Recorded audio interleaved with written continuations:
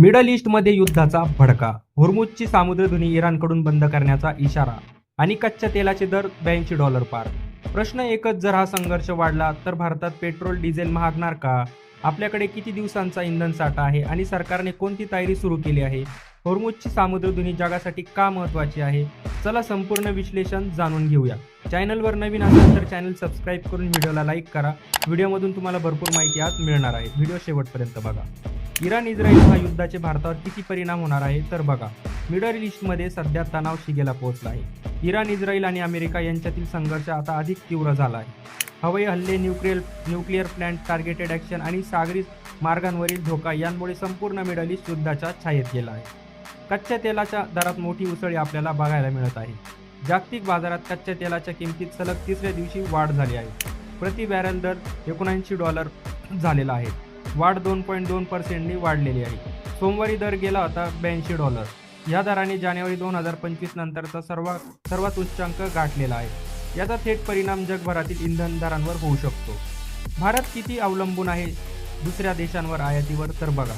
भारत आपल्या गरजेच्या सुमारे 85% कच्च्या तेलासाठी आयातीवर अवलंबून आहे. म्हणजेच मध्य पूर्वेतील कोणताही तणाव भारतासाठी अत्यंत संवेदनशील विषय ठरू शकतो. भारत मोठ्या प्रमाणात आखाती देशांकडून तेल आयात करतो.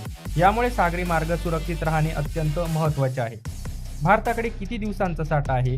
NIAच्या वृत्तानुसार भारताकडे सध्या पुढील 25 दिवस पुरेल इतका कच्चा तेल आणि शुद्ध इंधनाचा साठा उपलब्ध आहे.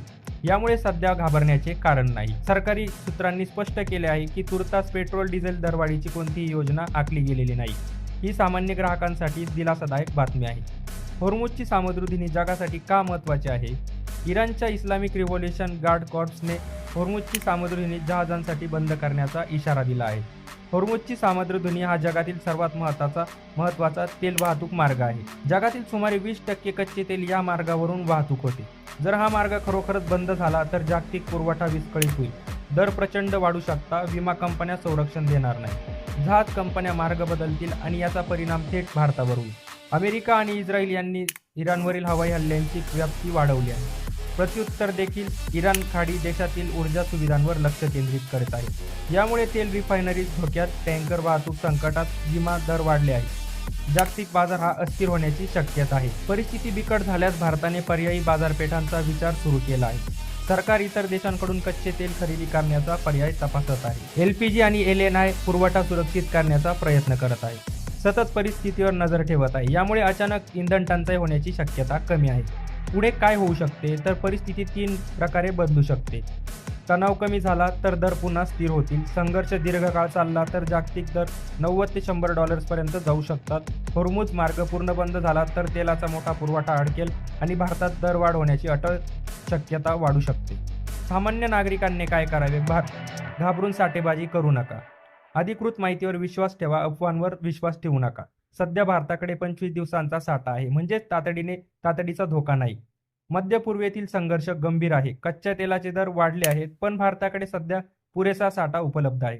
सरकार पर्यायी मार्ग शोधत आहे आणि तुर्तास पेट्रोल डिझेल दरवाढीचे संकेत नाही.